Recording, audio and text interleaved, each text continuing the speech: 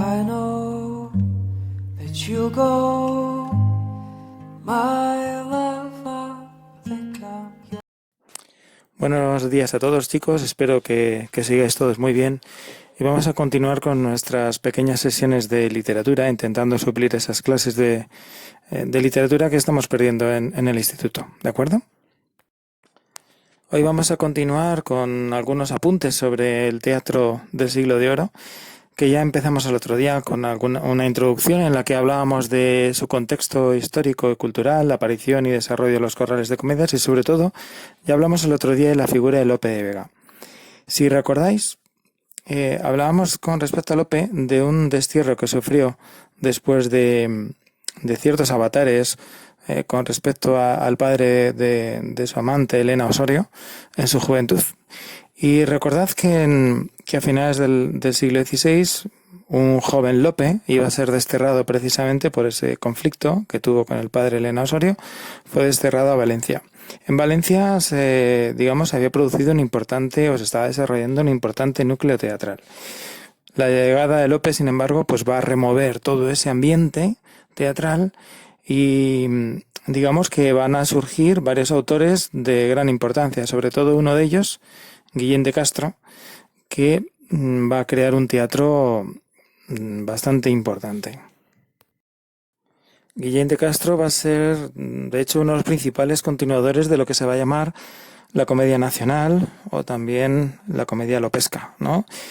Pues continuando con esos rasgos que ya comentábamos y que el propio Lope iba a describir en el Arte Nuevo hacer comedias en este tiempo, ¿no? Estamos hablando de un teatro dinámico, un teatro que rompe con las tres unidades del teatro clásico, de espacio, tiempo y acción. Es un teatro en verso, caracterizado por la polimetría, con unos personajes tipo, especialmente entre los cuales se destaca esa figura del donaire o el gracioso, etc. Y Guillén de Castro va a continuar esa línea.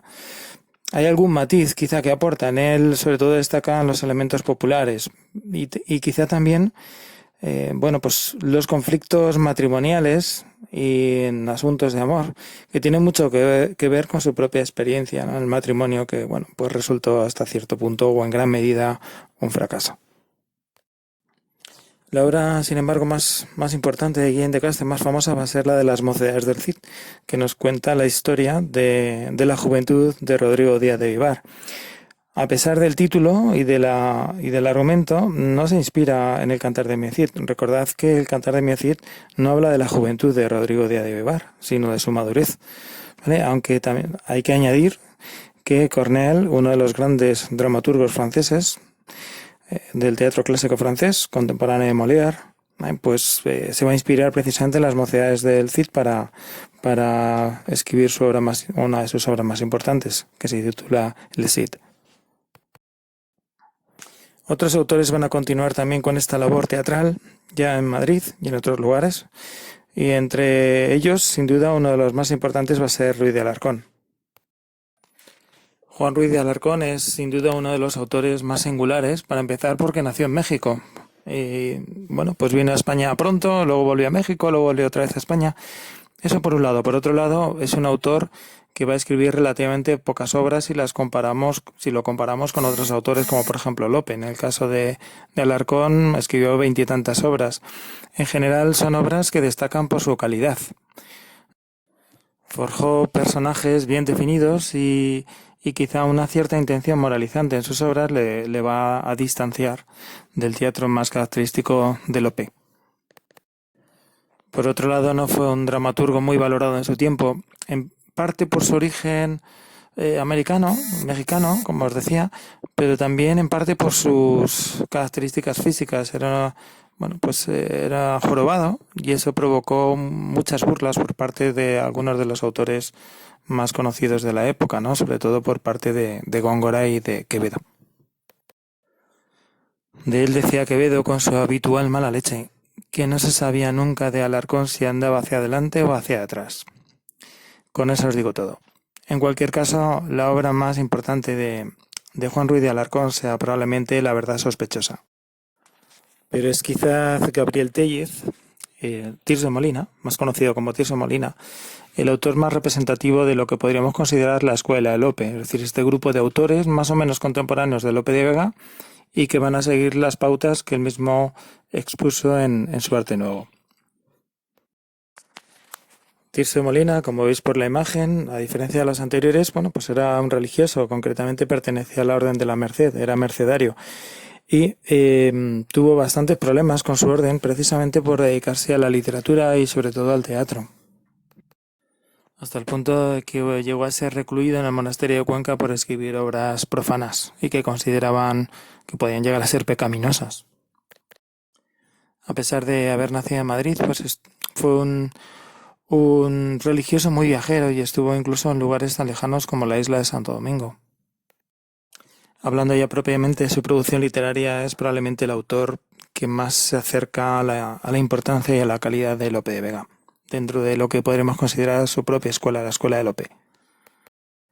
Escribió un gran número de obras, se ha hablado de unas 400, recordad que de Lope se ha llegado a hablar de 1000, pero hay que tener en cuenta que muchas veces esto no es real, sino que muchas de las obras que aparecían firmadas por los grandes autores de la época, por ejemplo Lope, por ejemplo Tirso, en realidad eran escritas por otros autores que podrían ser más o menos sus discípulos y que de esta manera pues podían representar. En cualquier caso, Tirso es uno de los más fecundos y también hay que añadir que justamente dos de sus obras más importantes a veces han sido cuestionadas en lo que se refiere a su autoría. Ahora lo comentamos.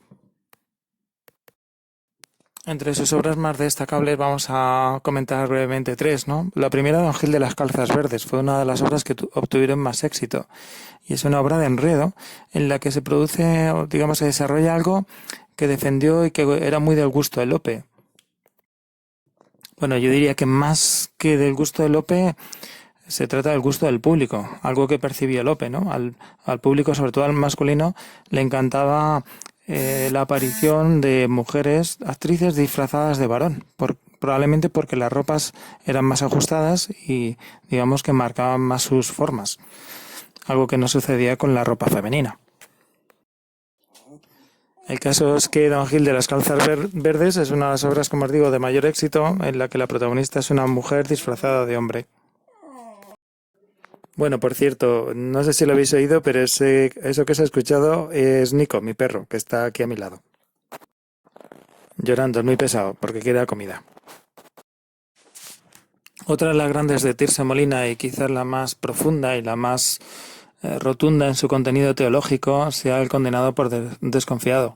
Sin embargo, de forma semejante a lo que sucede con la que es su obra más universal, que ahora comentamos, El burlador de Sevilla, en el caso del condenado por desconfiado se plantean algunas dudas sobre su efectiva autoría. Es una obra muy atrevida porque enfrenta a dos personajes, uno, digamos, para entendernos, bueno, malo, es un criminal, y que finalmente se va a salvar por su fe en Dios y confiar en su piedad infinita, mientras que el otro, que es un monje, Paulo, pues sin embargo le va a suceder lo contrario, se acabará condenando por dudar de Dios y de su piedad. Probablemente esto es lo que haga que Tirso Molina deje en el aire su verdadera autoría con respecto a la obra, porque indudablemente le podría haber reportado pues problemas con su orden religiosa. Pero es sin duda la de Don Juan o El burlador de Sevilla, El convidado de piedra, la obra más universal de Tirso Molina. También significativamente es una obra sobre la que se plantean algunas dudas con respecto a la autoría real de Tirso Molina. Es probablemente la primera plasmación dramática de un mito, de un personaje que podemos considerar mito literario, que es el personaje del seductor de Don Juan, como seductor de mujeres, pero también al mismo tiempo que reta a Dios. Podría inspirarse en personajes reales o históricos como Don Juan de Tasis o el propio Don Juan de Austria. Pero en cualquier caso, lo cierto es que la configuración de este personaje, como eso, seductor de mujeres y retador hacia la figura de Dios, con su castigo final, pues va a inspirar muchos Don Juanes posteriores. Por ejemplo, el que conocéis todos de cuarto, del curso pasado que leísteis, que es el Don Juan Tenorio. pero hay muchos más, el Don Juan de Molière, el Don Giovanni de Mozart. En la obra de Tirso continuamente se le advierte del castigo divino que puede llegar a tener por su comportamiento frívolo con las mujeres, y él siempre responde con esa frase que se repite a lo largo de la obra, que es «¿Cuán largo me lo fiáis?». A diferencia del Don Juan de Zorrilla que conocéis, el Don Juan romántico, el Don Juan de Tirso no se va a enamorar nunca. Y será esa figura terrorífica, el comendador, el convidado de piedra que asistirá a la cena a la que le invita, ¿no? El propio Don Juan será, como os digo, el comendador quien lo arrastre finalmente a los infiernos. Acordaos que en el Don Juan de Zorrilla no es así. En el Don Juan de Zorrilla, doña Inés intercede por Don Juan y finalmente se salva. Pero ese es el Don Juan romántico del siglo XIX. El Don Juan de Tirso, el del siglo XVII, el primer Don Juan, va a ser castigado y bajará definitivamente a los infiernos. Bueno, pues terminamos aquí esta pequeña lección. Hemos hablado de la escuela de Lope, de 3 autores fundamentales que continúan la labor de Lope de Vega, como fueron Guillén de Castro, Alarcón y Tirso Molina. En la próxima hablaremos de Calderón y lo que podríamos hablar o considerar la escuela de Calderón. Chao.